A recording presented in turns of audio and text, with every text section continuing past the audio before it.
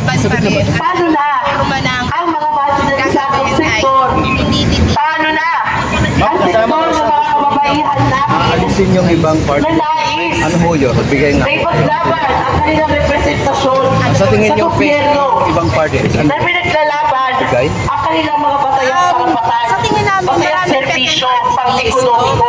Lalo na pinapakita ng mga businessman at saka mga political dynasty. No? Kaya, so, ang hirap sa amin po mga kabataan, yung totoong boses ng marginalized sector na tuluyan na talaga yung disqualify ang Duterte Youth Party List.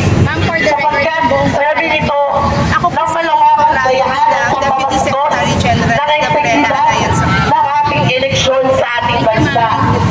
At tuluyan lang, ipasa ang Anti-Women's Party List. Sana po ay pakinggan nyo ang panawagan ng mga kababaihan na iproklama na ang Gabriela Women's Party List. Ngayon na, para sa ganun ay may pagpatuloy ang pagbibigay serbisyo at paglilingkod sa hanay ng mga kababaihang inaabuso at nangangailangan at naghahanap ng proteksyon para sa kanilang kapakanan. Kaya muli, mula sa hanay ng mga kababaihan sa Gabriela National Capital Region ay paulit-ulit na pumikilos at nananawagan para maproklama na ang Gabriela Women's Party List at makabalik na sa loob ng Kongreso.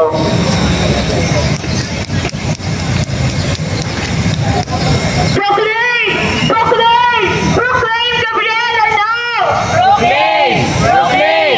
Proclaim Gabriela now! Proclaim! Proclaim! Proclaim Gabriela now! Proclaim! Proclaim! Proclaim Gabriela now! Malinaw sa atin na simula nang maupo ang Duterte Youth Party List ay wala itong naipasa na kahit anong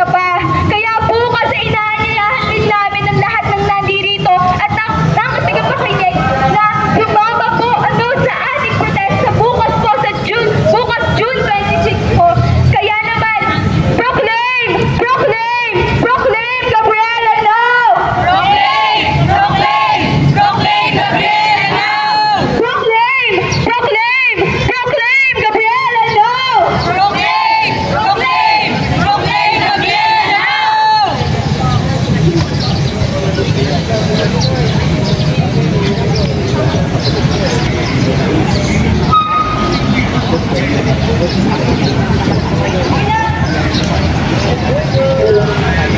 sa